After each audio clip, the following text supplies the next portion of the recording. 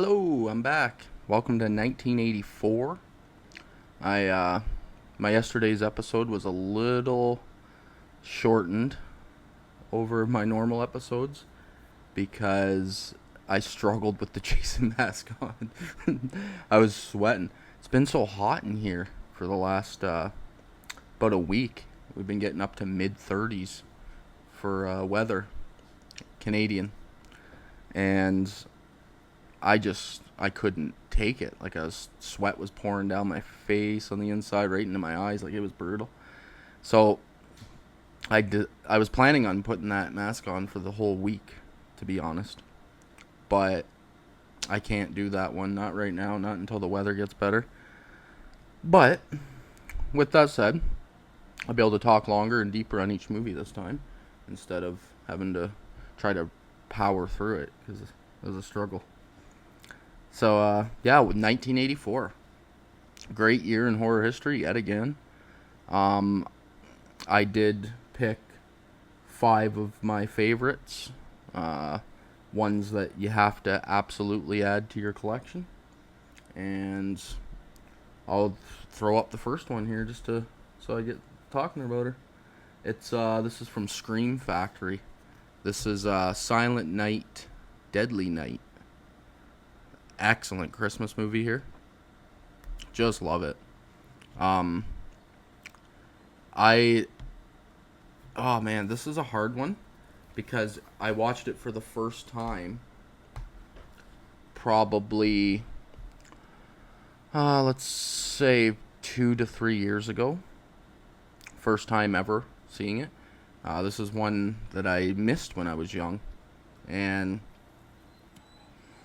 yeah, I got my smoke going. Sorry about that. Yeah, I missed it when I was a kid, and I don't know why, but it passed me by, and I can't believe it because I think I would be even higher on my list if I had some nostalgia with it, because it's pretty twisted. Like the kills are all very brutal. I absolutely love the kill where he sticks the girl on the fucking. Is it Linnea Quigley? It's not Linnea Quigley in that scene, is it? Where he sticks the girl up on the deer antlers? I don't think so, but I can't remember. Jeez. Anyways, doesn't matter who it is. He sticks the girl up on the deer antlers, and it's freaking awesome. And I just like the storyline here. Like, it's really just dark and twisted. Like, Santa Claus freaking brutally attacks his family when he's a kid. And he gets out of the car and runs and hides in the bush and watches a fucking guy, like, brutalize his mother in front of him and kill his father, and it's just absolutely brutal. And then it cuts to later on, and they're both in a home, and he has a brother, sorry. Forgot to mention that. The brother's baby. It's a baby in the backseat of the car. And they both grow up in, like, foster care, and yeah, I don't want to give away everything in case someone hasn't watched this one yet, because in my opinion, this is one of the best Christmas horror movies of all time. Like, for Christmas horror, it would have to be a top 5. I would say, personally. I think it's definitely top 5. But, for me, at least. So, I won't give away a lot. He just is a creepy looking dude, and you feel bad for him, but yet at the same time, he's a psycho. Like, it's deep. It's deeper than just dude killing people. It's not just that. There's more to it, and I really appreciate that. You have to check out Silent Night, Deadly Night if you haven't. Kicking this off, this is like 3.5, 4 for me. In 5th place for the episode. And then, like, my 4th place here. I just talked about this movie a couple days ago. But I am bringing back Friday the 13th, the final chapter here. I have to bring this one back.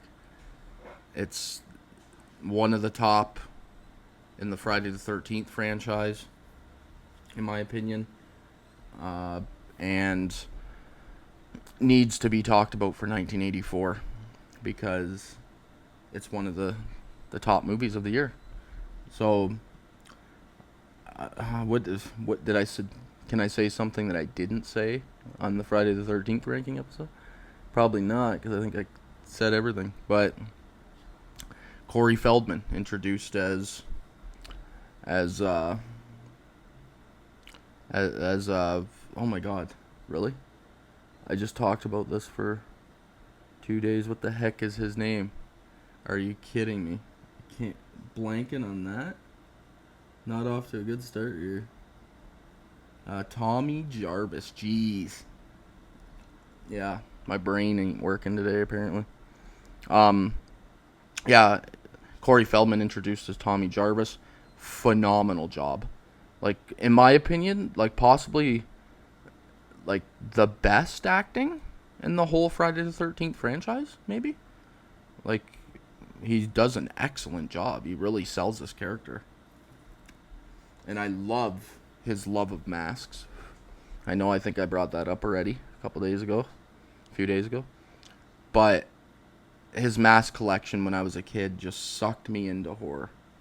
Made me absolutely just basically fall in love with the genre when I was young and watch this for the first time. Because it's just so cool. And yeah, he fucking kills Jason. What more can you say? All the kills in this movie are excellent, in my opinion. I especially like Crispin Glover's. Every part that Glover's in this one, actually, is pretty awesome. From his dance scene to his death. All done well. I won't talk too much on this one because I just talked about it on my Friday the 13th ranking. If you want to hear deeper, you can jump over there. But yeah, Friday the 13th Part 4, the final chapter, at number 4. Next up here at number 3, we have Ghostbusters. I know a lot of people don't consider this a horror movie, but I mean, it's a horror movie. It's freaking, just because it's made for kids and it's funny and comedic, doesn't make it not a horror movie. 4K looks and sounds awesome too, by the way. This is it's the perfect entry movie, I think, for horror for kids. Like, it's hard. I watched this quite a bit when I was young, and it's hard to like think of whether or not this is like the biggest influencer on me when I was young to love horror movies so much. Because like I was thinking about that the other day, like what actually got me into horror so much? And Ghostbusters probably played a pretty big part. I never give it the credit because I'm always thinking about like Friday the 13th series and Halloween series and everything else, but Ghostbusters is probably the one that sucked me in the most. Just so catchy, everything about it. And everybody's excellent. Bill Murray at the top of his game. Sigourney Weaver's excellent in this, actually. Rick Moranis is awesome. Obviously, all the Ghostbusters. I don't need to say that. They're all perfect. And what can you say, man? Just excellent shit. I don't mind all the new ones. I won't get into those. But obviously, if you haven't seen Ghostbusters, you have to give it a watch. It's not even like, this is a must-see classic. Next up here, this is a 5 for me. Ghostbusters is probably a 4.5 to 5 as well, but this one's a clear 5 for me. This is Gremlins. This is definitely one. This year is packed with influential horrors for me. My childhood, Jesus. Gremlins.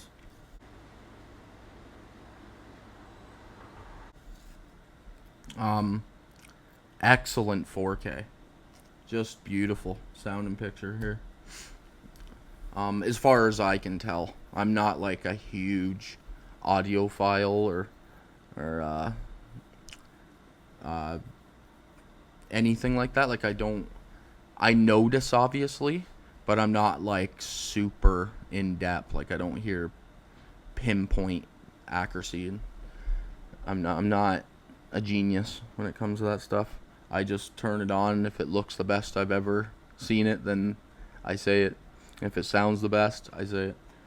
So yeah, the song. This is one thing I was thinking about classic horror movies, and why I think almost all of the movies that we were watching in the 2000s, the 2010s, now the 2020s, I honestly think none of them will have a lasting impact.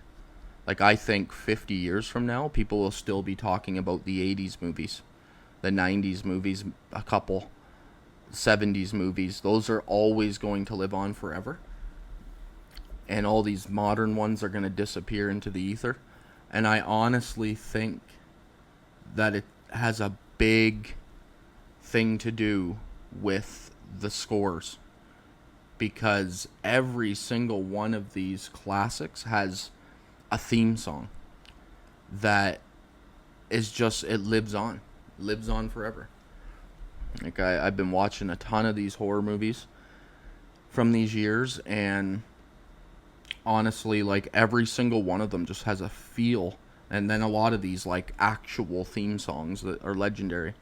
But this one as well, Gremlins, is the same thing. It's just that opening theme song is so freaking good. I love Christmas themed horror movies. This is another one. This is another. This isn't as kiddish as Ghostbusters. Ghostbusters is much more of a children's horror. But this one is still a kid. Like, this is still an entry level horror movie. It's got some creepier stuff. The gremlins are a little scarier looking. There's deaths. Uh, how do you mention this movie without the fucking phenomenal death scene of the woman, the old lady on the what do you call those things? The fucking like wheelchair escalators that bring you up your stairs. Freaking hilarious, man. Just crank it, and her screaming, and then she just flies out the window and disappears. Oh, one of my favorite scenes in movie history, actually. I just, there's something about that. I remember laughing to death, basically, as a kid, even now. Like, I just watched this a week and a half ago, and 2 weeks maybe, and it's so good. I watch this every year around Christmas time. This is a go-to Christmas movie for me. Absolute must-watch. Yeah, what can you say?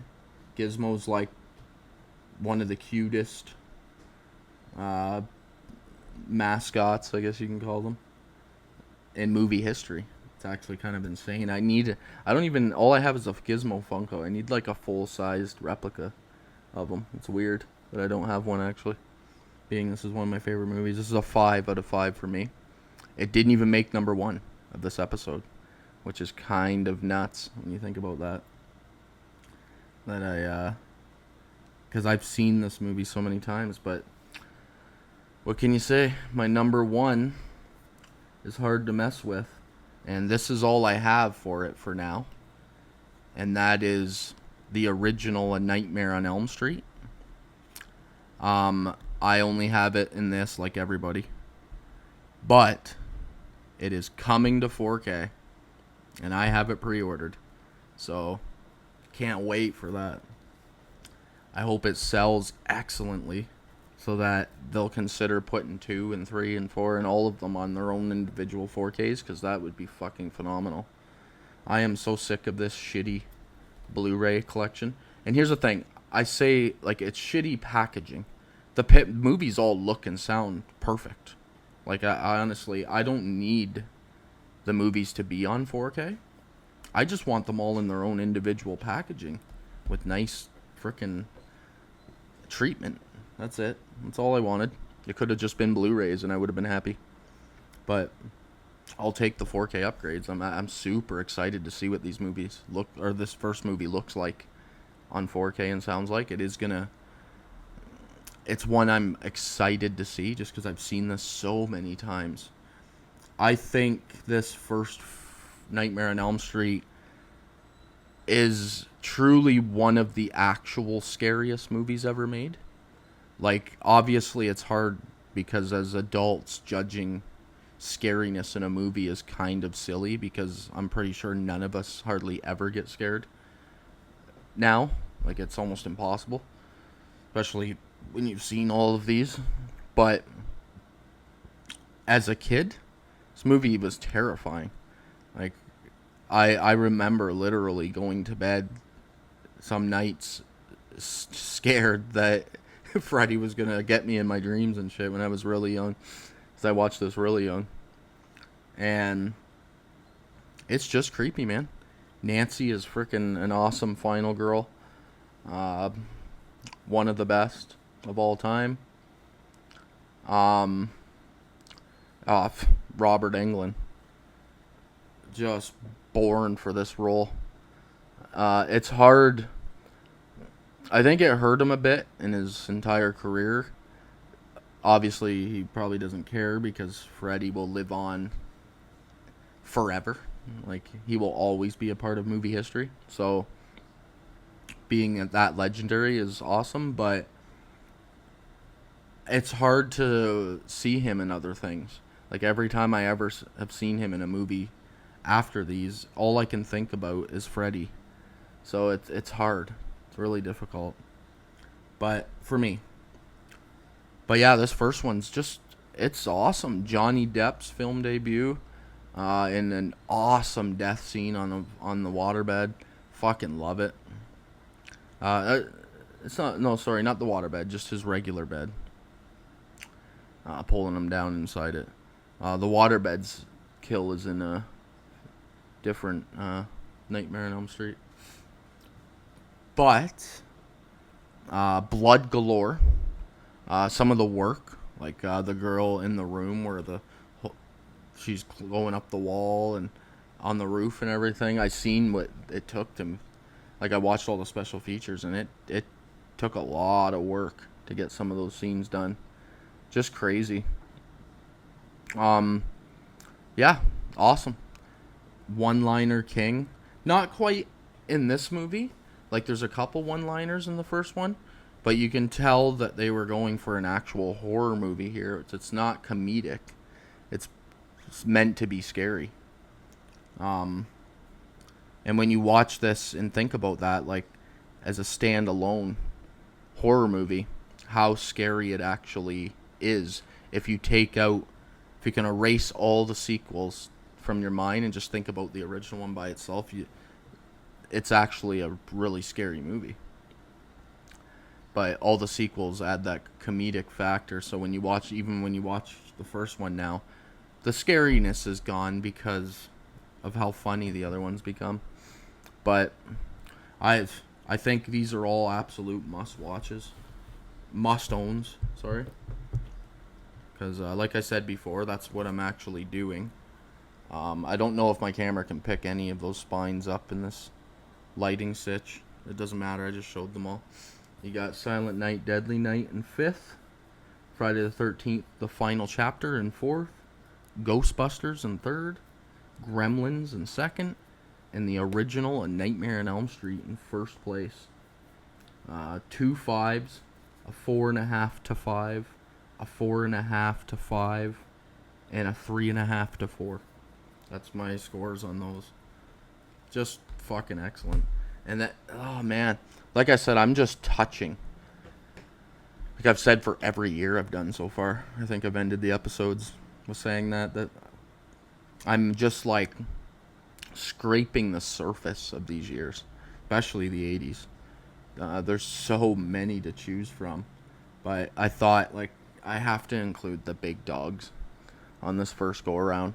If I end up doing a second round of this, I might not. I might jump to something completely new. I don't know. I got a long ways to go to get to 2023 anyway, so yeah, I've already watched a big chunk of them. Like, I'm over 200 movies watched already, and I only once I hit 250, I'll be done, and I'm already over 200. So I need to start getting these episodes out and catch up, because once I finish, I can come up with something new and fun to do. Oh man, I just love doing this so much. Like, um, I'm not professional. I'm very amateur, and I'll always be this amateur. Like, the best you'll probably ever get from me is some minor upgrades, camera upgrade, maybe some light editing, because I'm not very tech friendly either.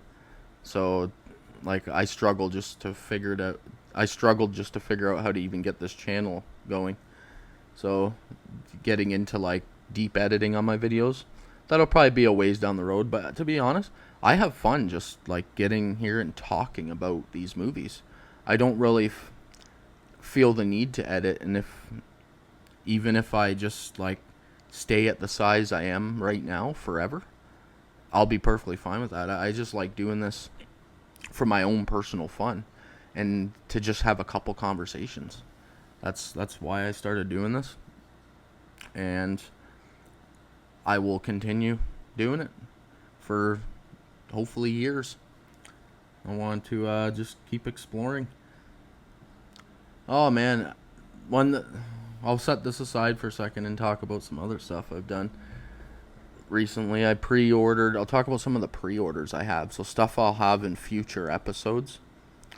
I have pre-ordered a buttload of releases in the next till probably like mid-December. From now till mid-December, I have a bunch of frickin' pre-orders, and I'm so excited for some of them. One of them is the one I'm excited for the absolute most is Shaw Scope Volume 3 in a beautiful green set. I can't wait to get that and watch those movies. Oh man, I'm excited. Those first two sets just blew me away. Like, they're not the most expensive sets in my collection, but they might be the most valued to me just because of the content involved. They're so freaking good. I have that pre-ordered. I have what else did I get that's coming? I pre-ordered a couple Japanese collections. One was from Arrow, I believe. Oh, I can't remember. It was like The Rise of J-Horror, I think it was called. And it comes with a whole bunch of movies that I haven't seen. I'm super excited for that. I also pre-ordered a box set from Radiant Films, and it's Japanese classic ghost stories movies, but they're older, and I'm so excited to watch those. Yeah, just a lot of fun shit coming. I'm super pumped. They're gonna end this year on a high note, and add a lot of really good shit to my collection I'm excited for. So I will talk about all that in the future once I get it and watch it, and I'll bring it in. But yeah, for now, thank you for coming to see 1984 and my 5 picks for it. I appreciate every single person that gives a quick little glance at what I do, and just loves horror as much as me, and loves all movies, every single genre. I watch all genres of movies, and I've seen thousands upon thousands. So if anybody ever wants to have a conversation about any movie from any genre, I am open and willing to talk about them. I love it. But thank you. Next year, not next year, but my next episode, so the next year, 1985, that's my birth year. So I'm going to be bringing you 5 movies that came out the year I was born. I'm super pumped because, in my opinion, there's some frickin' bangers for 1985 as well. Can't wait. Thank you so much for joining me, and I will see you in maybe tomorrow night, if not the next night. Thank you so much.